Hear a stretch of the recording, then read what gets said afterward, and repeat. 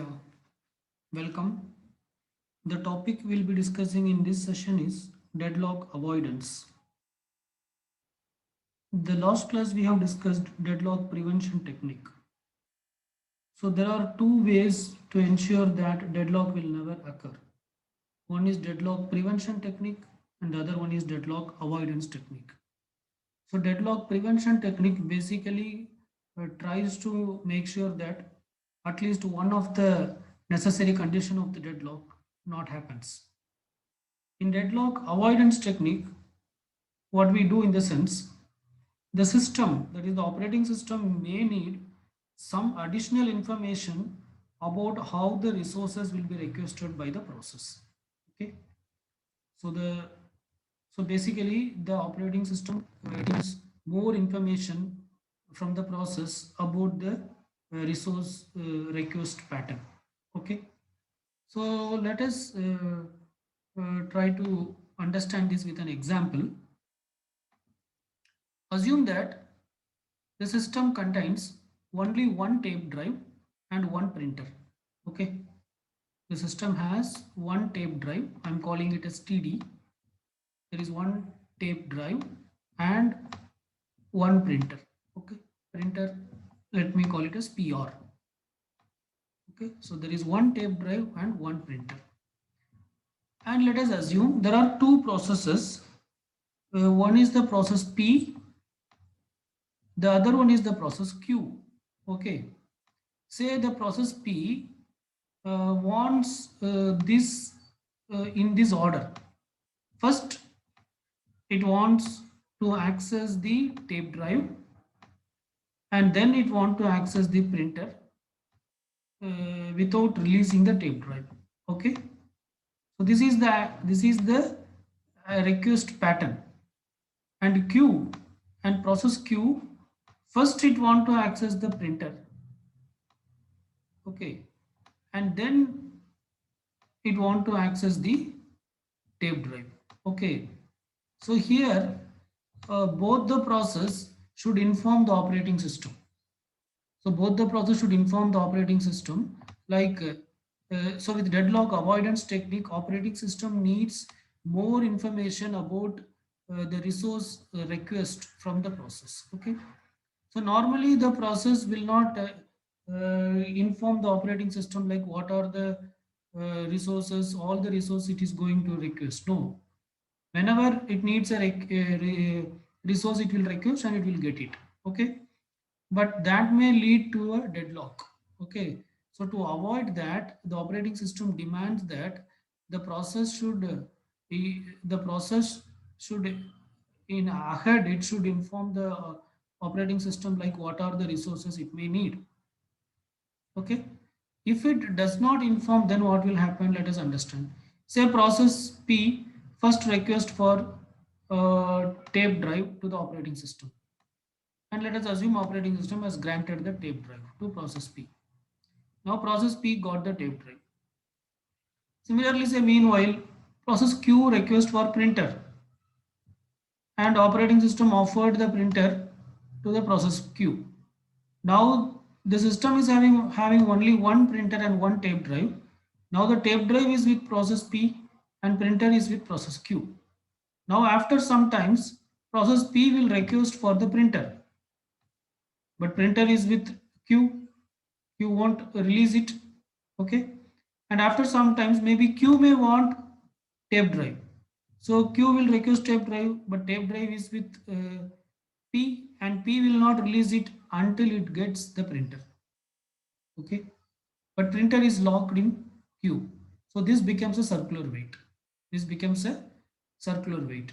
To avoid this type of situations, to avoid this type of situations, what the operating system demands, the operating system, what it requires in the sense, it requires additional information about resource request. That is, uh, previously itself, a priori, all the process should inform the operating system like in what order they will be requesting the resource and what are the resource they will be requesting. So in that case, process P will be informing to the operating system that I will be requiring first the tape drive, and then the printer. Okay. Similarly, process Q will say that I will need first the printer and then the tape drive. Okay. Now what happens in the sense? Okay, operating system now understands. Okay, process P will access tape drive first and then printer. Q will access printer first and then tape drive. Okay. Now let us say that at time t naught, Q was Q was assigned with printer. Q was allotted the printer. Printer was allotted to the process Q. Okay. This tape drive is not yet allotted, but operating system knows that after some times Q will require tape drive, like that it knows, because it a priori it has collected the information. But at time t naught, let us assume that a printer was assigned already to the process Q. And now say that if process P requests the tape drive, tape drive is not yet allotted to Q, only printer is allotted, and process P is requesting the tape drive. Okay, so even though process P is requesting the tape drive at time t1, and the tape drive is free, but the operating system will not give the tape drive to the process P, because operating system knows that after some times Q will need it, and if it gives to P, then then obviously it will result in a deadlock, because because it will be locked with P, and later P will need printer and Q will need the tape drive. So it will result in a deadlock. So what the operating system will say in the sense, operating system will ask the process P to wait for some times. So operating system will ask the process P to wait. So process P will wait for some times. How long it will wait? It will wait until Q finishes the operation. Okay. So maybe after sometimes at time T2 or time T3, Q may request again for tape drive, and operating system now already printer is with Q.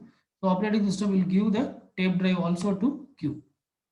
Then maybe at time T3 or T4, Q will complete its task, and it will release the printer, and also it will release the tape drive. Okay. So now the process P can be given the tape drive, and after some times it may be given the printer also. So this is how deadlock is avoided by this technique. That is, a priori operating system needs the information about the various resources and the order in which the resources will be required by each of the process. Okay. So now let us try to understand. Uh, so the operating system requires that the system has some additional a priori information available. Okay. So there are many algorithms, there are many deadlock avoidance algorithm available. Uh, uh, so basically one of the simple and commonly used algorithm is where each process must where each process must say how many instances of maximum how many instances of each of the resource they will be needing, they will be requiring in advance. Okay. So so so whatever the deadlock avoidance technique we have discussed so far, that is the overall working principles of deadlock avoidance. But there are many different variations of deadlock avoidance algorithm available. One of the commonly used algorithm, what it demands in the sense, it expects each process to inform the operating system about the the resources maximum number of resources of each type that it may need. Okay. Resource type in the sense, different types of resource we have, like we have a printer, we have tape drive, we have hard disks. Okay, all these are resources, and each resource maximum how many copies this particular process will require, that it should declare to the operating system in advance. Say the process Pi needs a maximum, say there are five types of resource. So resource one, how many instances maximum it may require. Does it require 3 or 4 or what? And resource 2, second resource. Resource 1 may be a printer. Resource 2 may be hard disk. Resource 2, how many instances it may require maximum, upper limit, 5 or 6 or whatever it may be. Similarly, resource 3, like that for all resource, it should in advance say a maximum how many instances of each type of resource they will require. Okay. And so once this information was given to the operating system will dynamically examine the resource allocation state. The operating system will dynamically examine the resource allocation state. Okay, that is the operating system will now understand like each process needs maximum how many resources of each type, and it will dynamically examine the resource allocation state to ensure that there is no circular weight. To ensure that there is no circular weight. Okay, so if there is no circular weight, so then uh, uh, if there is no circular weight, uh, then only the operating system will give the requested resource. Otherwise, it will make the process to wait. Okay. So the resource allocation state, it depends on the number of available resources. Number of available resources means number of resources currently available with operating system, which is not allocated to somebody else. Okay. So the resource allocation state depends on the number of available resource, number of allocated resource, and the maximum demands of each process. So based on that, the resource allocation state will be decided. Okay. So if the resource allocation state, if it is not in a, if it does not, if it leads to a circular weight condition, then the operating system will ask few process to wait until some of the resources were released by the other processes. Okay, so this is how the deadlock avoidance algorithm works. Okay. Now let us try to understand a concept called safe state with respect to deadlock avoidance algorithm. Okay, so the resource allocation state, it will try to understand. So here we have discussed that the operating system dynamically examines the resource allocation state and to make sure that there is no circular weight. Okay, so if there is no circular weight, if there is no circular weight, then it means that the system is in the safe state. So let us try to understand how the operating system will detect whether the system is in the safe state or not. Okay. So let us try to define safe state. The system is said to be in the safe state if it can allocate resource to each process in some order such a way that there is no deadlock. The system is said to be in safe state if the operating system is able to allocate resources to each process in such a way that there is no deadlock. Okay, so process requires resource and system must identify some order to ensure that there is no deadlock. Okay, so the system is said to be in safe state if there exists at least one safe sequence. The system is said to be in safe state if there exists at least one safe sequence such that P1, P2, Pn. So where P1, P2, all these are processes. Okay, where where for every process Pi, where for every process Pi, whatever the resource it is going to request, whatever the resource it is it is going to request, it is going to request in the future can be satisfied by the available resource, whatever the resources that will be executed by the process pi, by all the process pi. Okay, by each process, whatever the resources that will be requested by each process pi in the future will be satisfied by the available resources, that is the resources that were currently not allocated to any process, by the available resources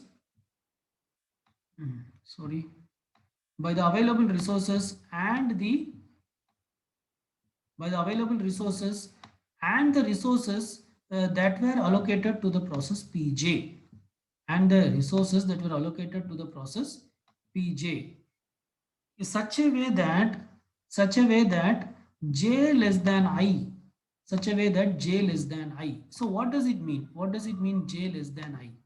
See, so let me define again. So the system is said to be in safe state if there exists at least one safe sequence like P1, P2, P3 up to Pn, where each of the Pi is a process. Okay. So the system is said to be a safe state if there exists at least one safe sequence such that for every process Pi, for every process Pi, whatever the resources that it is going to request in the future can be satisfied by the available free resources plus the resources that is currently being held by the process Pj, where Pj is less than I. So what is less than I means? Okay. So let me say that. So here if you see P2 is less than P1. So less than means the process P1 comes before P2. So that is what less than. Okay. Similarly, P2 comes before P3. P3 comes before P4. Like that. Pn minus 1 comes before Pn. So if you take P2, if you consider Pi as P2, okay, that is if you consider I as 2, then then that for every pi it should be satisfied, okay, right? Then the number of resources that pi is going to request in the future should be satisfied by the available resources, and by the resources that were held by pj, where j is less than I. So it means that were held by p1. Okay. So this is the case if I is 2. Okay. If I is 3, then it means that whatever the resources that P3 is going to request will be satisfied by the available resources plus the resources that were held by P2, that were held by P2. Okay, so this is the meaning, right? But if you take P1, that is the first process.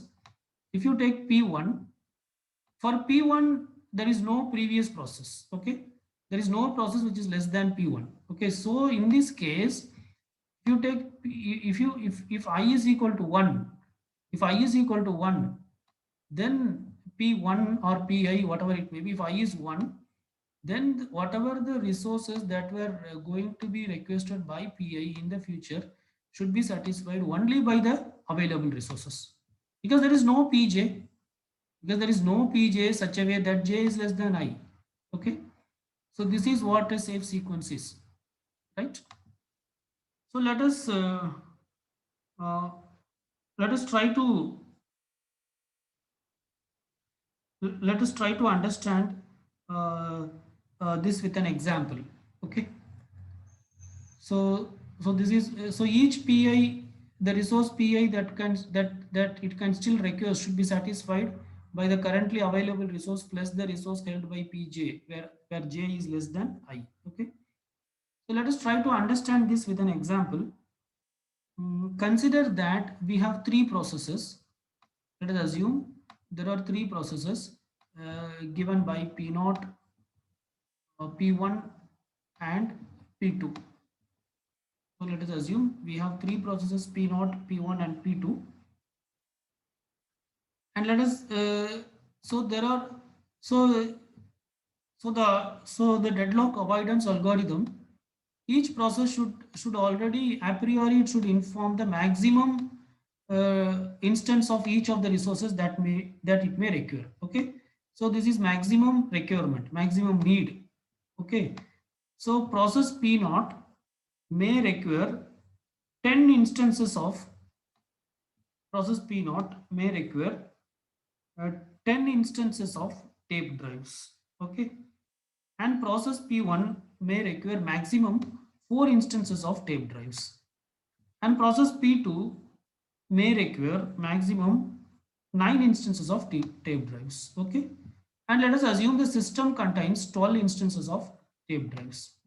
The computer, the currently whatever the system we are using, let us assume that has 12 tape drives. So it has 12 tape drives. Process P0 can maximum request for 10 tape drives, and process P1 maximum can request for 4 tape drives, and process P2 can maximum request for 9 tape drives. Okay, now, and say that current, so this is the maximum need. Now currently, how many are allotted? Let us try. Let us understand that. Now currently, how many are allotted for each of the process? Say currently 5 tape drives were allotted to P 0. It may need another 5. And currently 2 are allotted to P1. It means it needs another 2. And currently 2 are allotted to P2. It means it may need another 7 over a period of time. And the system contains 12 tape drives, and already 5 plus 2 7, 7 plus 2 9, 9 were allocated. So the remaining available tape drives, what is the available tape drives? Available tape drives are 3. So this is the available. Okay, now our job is to find a safe sequence. Our job is to find a safe sequence such a way that this all the process can get all the resources without any deadlock. Okay, so one of the safe sequence is here the safe one of the safe sequence is p1 comma p0 comma p2. This is a safe sequence.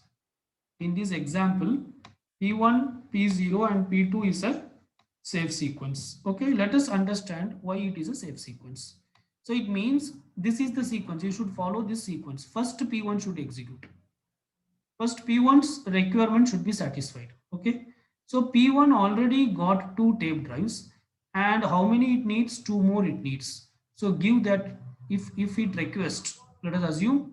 So even though, if so here P1 is first, in the sense what you mean, what in the sense, uh, say P1 may not request the tape drive currently. P0 may be requesting.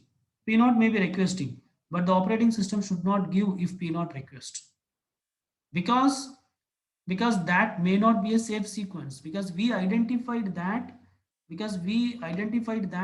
this is the safe sequence. This sequence will ensure that the system will not enter into a deadlock. So now if operating system, if the process p0 asks give me one more tape drive, operating system should not give. It should ask p0 to wait. Similarly, if p2 asks give me 2 more tape drives, operating system should not give, even though it has. It should ask it to wait, because that is not the safe sequence. Okay, so only if p1 asks it should give. Okay, so let us assume that p1 asks another 2 tape drives. It needs maximum 2. Already it got 2. So another 2 is allotted to p1. So all its requirements are satisfied. Okay, then what will happen? It may execute for some more time. Say it executes for another x amount of time. After executing for, so once these 2 tape drives were given to P1, then the number of available resources is 1. Number of available resources is 1. Okay, but P1 will execute maximum for say x time units, and then P1 its task is completed. Once its task is completed, it will release these 4 tape drives also. So now the available resources are 1 plus 4 5. 1 plus 4 5. Okay, now you have 5 resources. So first you have given P1 to execute. Now P1 has finished execution. Next, who is in the sequence? P0 is in the sequence. So now we have remaining 5 tape drives, and P0 needs exactly 5 tape drives, because already it got 5. Okay. So now even if P2 asks, you should not give, the operating system should not give. Now allocate these 5 tape drives to P0, and P0 may use this, may say some amount of time, another Y amount of time it will use. After that, so once you allocate all the 5 to P0, then the available resource is 0. Okay. Then so P0 will use all these 10 tape drives, and finally after Y amount of time it will complete, and then it will release all the 10 tape drives. Now the available resource is 10. Available tape drives are 10. Now at last you give to P2. Okay. Now P2, the remaining 7 tape drives give to P2. So if you give 7, 3 will be remaining. Okay. So 2 plus 2 plus 7 9. Now P2 got all the tape drives and it may execute say another z amount of time, and after that it will complete. So once it completes, it will also release all the tape drives. So the available resource will become 12.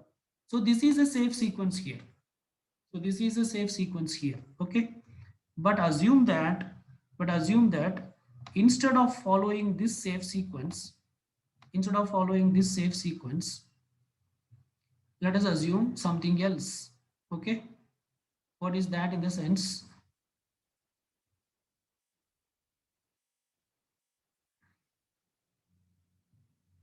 Yeah.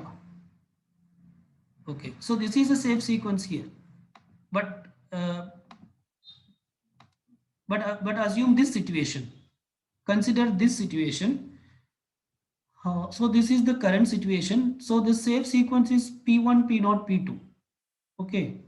Uh, but assume that at time T1, at time T1, P2 is requesting one more tape drive. P2 is requesting for one more tape drive. Okay. So say P2 is requesting for one more tape drive. Okay. And assume that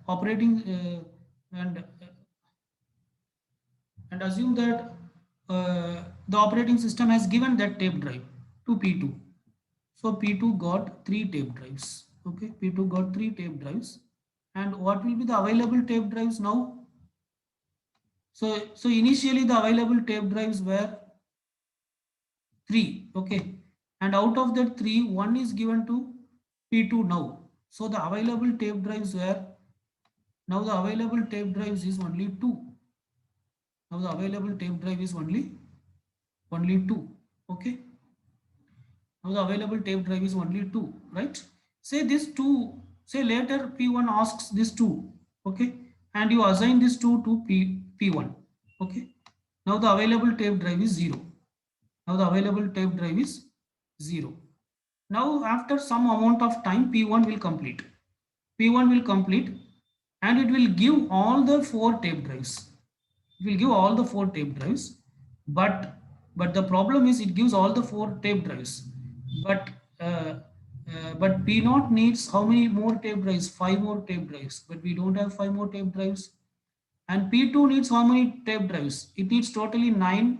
Already it got 3, so it needs 6 more tape drives, and we don't have that. Okay, because available tape drive is 4. So this 4 tape drive, it cannot satisfy the requirement of P naught, and also it cannot satisfy the requirement of P2. So the system will enter into a deadlock or an unsafe state. Okay.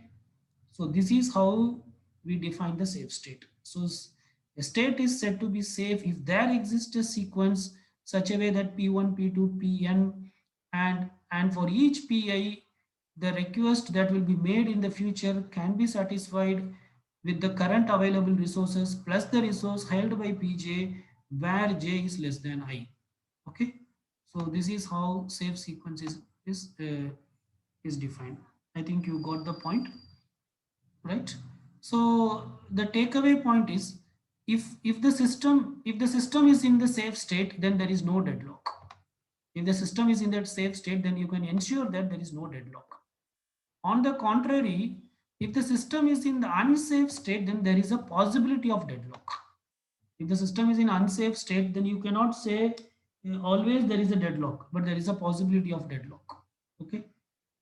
So the deadlock avoidance algorithm, what it ensures in the sense, it ensures that the system will never enter into unsafe state. Because if it enters unsafe state, then there is a possibility of deadlock.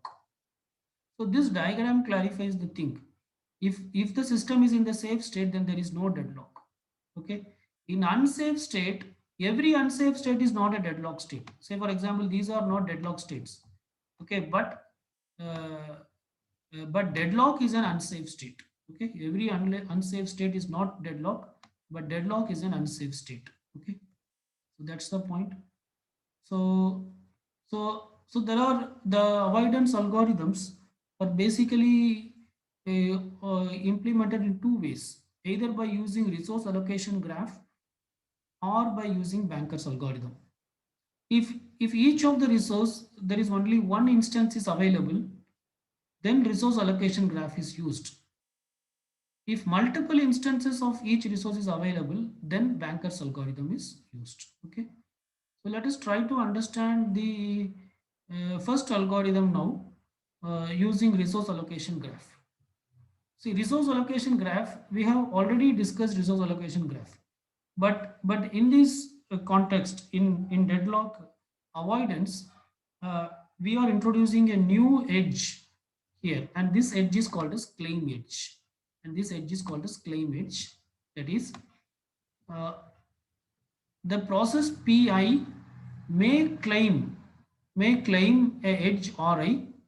It is in the future it may request it may require an edge ri. So edge pi tends to ri. It indicates that the process pi may request the resource rj in the future. Okay, and this is represented by a dashed line, and the claim edge is represented by a dashed line. So basically it means that the process pi may require the resource in the future.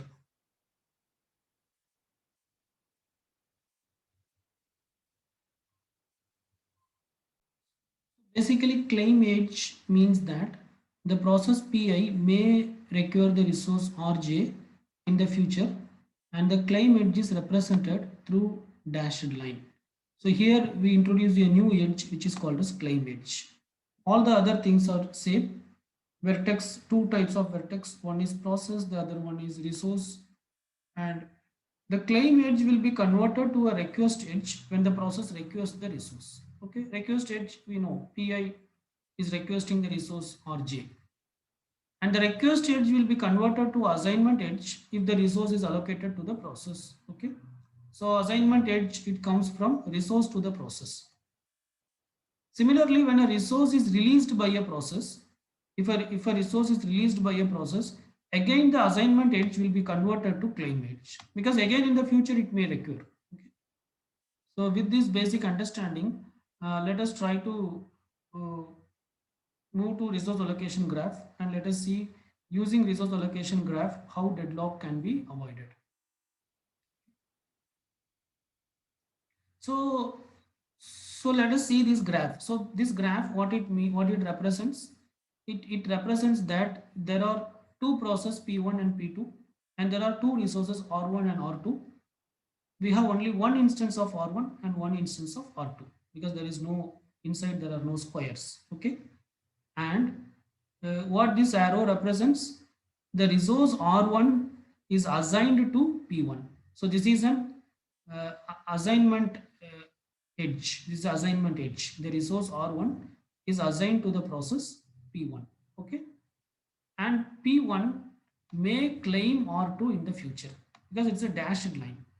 So P1 may claim the resource R2 in the future. And so this line, what it represents, P2 is requesting the resource R1. P2 is requesting the resource R1, but R1 is already assigned to P1. And P2 may claim for R2 in the future. That is, P1 also may claim and P2 also may claim for R2 in the future. That's the point. And R1 is currently allocated to P1, and P2 is waiting for R1. Okay, it is requesting R1. Now let us say that, now let us consider P2 is requesting the resource R2. Let us say, so here already we discussed that P2 is what we have discussed. P2 may claim the resource R2 in the future. Okay, say assume that now P2 is requesting the resource R2. If P2 is requesting the resource R2, then actually R2 is free. Actually R2 is free, because R2 is not allocated to anybody. P1, this is a claim edge. P1 also may claim in the future. So R2 is free, but operating system should not allocate R2 to P2. but operating system should not allocate R2 to P2. Why? If it allocates, what will happen? If so, this is an assumption. It's not real allocation. It's an assumption. If R2 is allocated to P2, then what will happen in the sense? Then there will be a cycle in the graph. There will be a cycle in the graph. The cycle will be from R1 to P1, P1 to R2, R2 to P2, and P2 to R1. Okay. So if there is a cycle, if there is a cycle in the resource allocation graph, then that is not a safe state. If there is a cycle in the resource allocation graph, then that is not a safe state. Okay, so this is how, using a resource allocation graph, we can avoid deadlock. So whenever whenever a process requests a resource, you should not the operating system should not immediately allocate the resource, but the operating system should assume the resource is allocated, and then it should check in the resource allocation graph, assuming the resource is allocated, is there any cycle? If there is if there is a cycle, then it means that the system will enter into a safe state, and so that request should not be accepted. Okay, so this is the concept. Suppose the process pi request a resource rj, the request can be granted only only after converting the request edge to the assignment edge does not form a cycle. Okay, if any process pi requests a resource rj, the request should be granted only if the request edge after converting to an assignment edge, if it does not create a cycle in the resource allocation graph. If a cycle is created, then the request should not be granted. That's it about resource allocation graph. So we have discussed about deadlock avoidance technique. So basically in deadlock avoidance technique, the operating system needs a priori information about the process, like what are the resources it will require in the future. And we have discussed the safe state, how to define, how to identify whether the system is in the safe state or not. Okay, in the safe state, there is no deadlock. So the deadlock avoidance algorithm ensures that the system will never enter into an unsafe state.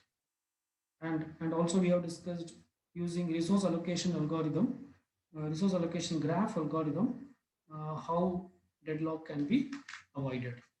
Okay, so let us stop here. Thank you.